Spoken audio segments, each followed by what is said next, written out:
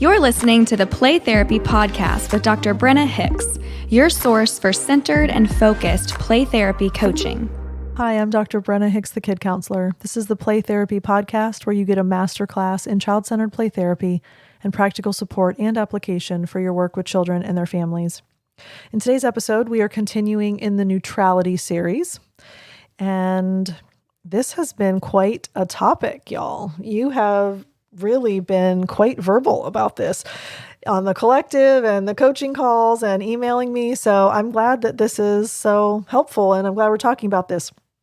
So we've spent a couple of weeks talking about, just practically speaking, big picture, what neutrality looks like. But I want to dive in today into some insight that I actually had when Eric and I were walking last week. I don't even remember how it came up, but he said something and it just, you have those light bulb moments, right? So I basically had my little aha moment on the walk where whatever he said made me think about the application of what he was talking about to CCPT, which that's how my brain works almost all the time. I connect everything to child-centered play therapy, but whatever he said, I was like, oh my gosh, that's it. That is at the heart of why neutrality is so hard. So I'm not getting this from anywhere. This is straight from my brain to your ears. So I'm kind of positing out loud, but you give me some feedback. Tell me if this resonates with you. Tell me if this makes sense. I was processing as he was talking, and the thing that kept popping in my head was, to be a child-centered play therapist, you basically have to be willing and able to die to yourself. And what I mean by that is, we have to be completely vulnerable. We have to give over all control. We have to be at the mercy of the child in the playroom, their emotions, their actions, their behaviors, their words, their themes, their play, their issues. We don't govern any of it. We don't control any of it. We have to just set ourselves aside and go with whatever comes our way. And what comes our way is not predictable. It's not controllable. It's not governable. And I guess the question always comes back to, are we willing to accept anything that happens in play? And let's pause there for a second, because in light of neutrality, accepting something is very different than being permissive when limits are necessary. Please make sure you understand the difference there. Feelings are always valid. Sometimes behavior is inappropriate. We will set limits when something is inappropriate. But even if a limit is required, we still accept the behavior and the child for what it is. We can't allow certain things to happen for safety and for protection, but we have to be able to accept what it is. We have to be able to accept the child's need, the child's want, the means to an end, the root issue, the manifestation of work. These are things that we are forced to accept in order to be fully adherent to CCPT. I accept that you need to be aggressive.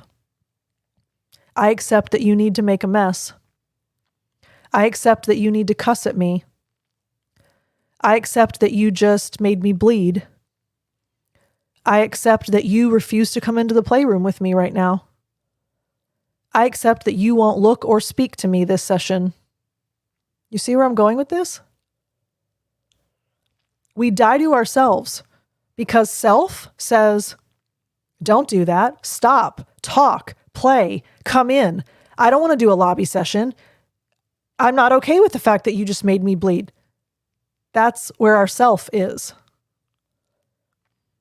And this is why CCPT is so hard. And this is why the notion from other theoretical orientation play therapists that you're just going to sit and let a kid play, you're just going to watch a child play, you're not going to do anything with the child, You're never going to ask a question? What about when they need a directive? What kind of activities are you going to provide? You're not going to provide activities?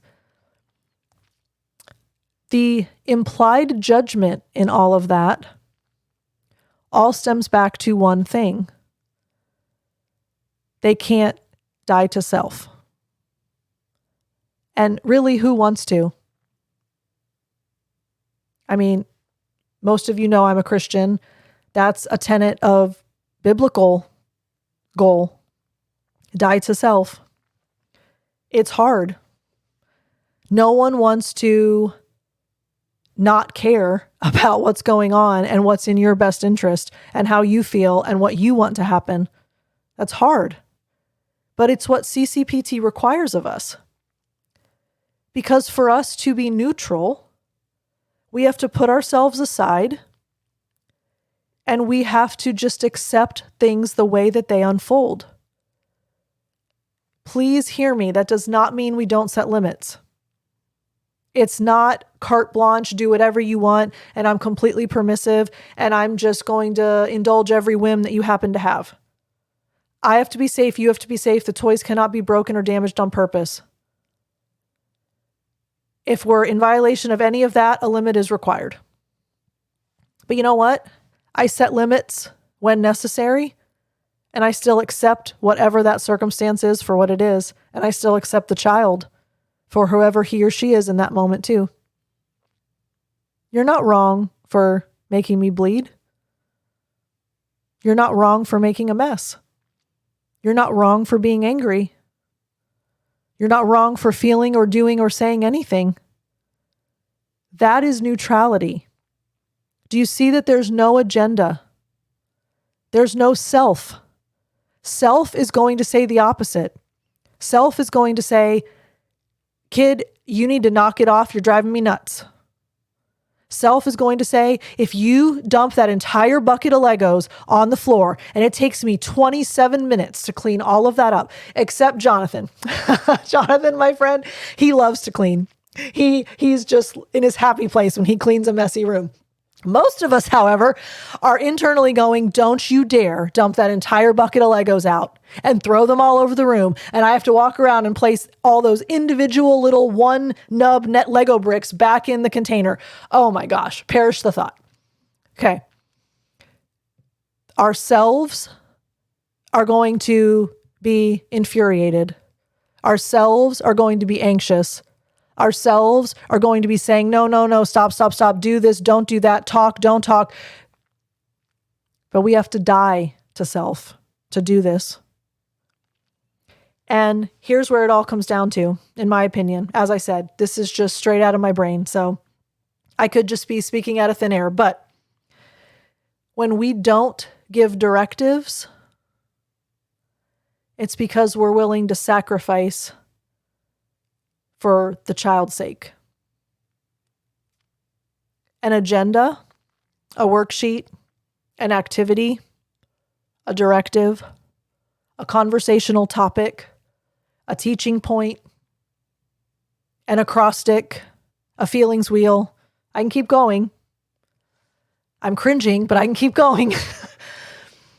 When you do that, it's because you're not willing to sacrifice yourself and just let the child do what the child needs to do. And it's not just the freedom for the child to do what they need to do, because a lot of therapists provide that. And the whole time, they're not dying to themselves and they're upset about it. The whole time, they're internally warring with themselves because what they're saying and what they're feeling are incongruent. We're talking about congruence this month in the collective. Congruence matters. Everything matters in a CCPT playroom. Good grief. I always say the why matters, but I could have a laundry list of everything that matters. Congruence matters too. Neutrality matters. There's a whole lot of them. If we're being incongruent because we're paying lip service and saying the right thing, we talked about this in the last episode, right? We can say all the right things and not be neutral at all because we're not dying to ourselves. Get out of the way Be completely accepting. Trust the process. That's neutrality. I get questions all the time. How do you handle aggression in the playroom? How do you handle lobby sessions? How do you handle this, that, the other? You want to know how I handle it? Neutrally. And I'm not saying that to boast. I'm not saying that to be cocky. I'm saying that because that's what CCPT is. It's unconditional acceptance. I accept whatever it is. I'm dying to self. My opinions, my thoughts, my feelings, while I honor them to be congruent, they don't influence anything that I do, anything that I say. And I put myself aside and I just let things unfold. That to me is what neutrality is, as close to a definition as I can muster. So I hope that encourages you. It might challenge you. We're free to use our brains as play therapists, right? God gave us brains. Let's use them. So my hope is that it challenges you, it encourages you, gives you some food for thought. I love marinating thoughts. I love it when I keep coming back to something because it means that I'm sorting it out. It means that I'm learning. It means that my brain doesn't want to quite let it go yet because it's still processing something. In your play sessions this week, think about dying to self and see if it doesn't give you a sense of freedom that you have not felt before. See if it does not give you a sense of acceptance that you have not felt before. And I'd love to hear your thoughts. So email me, Brenna@thekidcounselor.com. I love you all so much. Have a great week. Bye.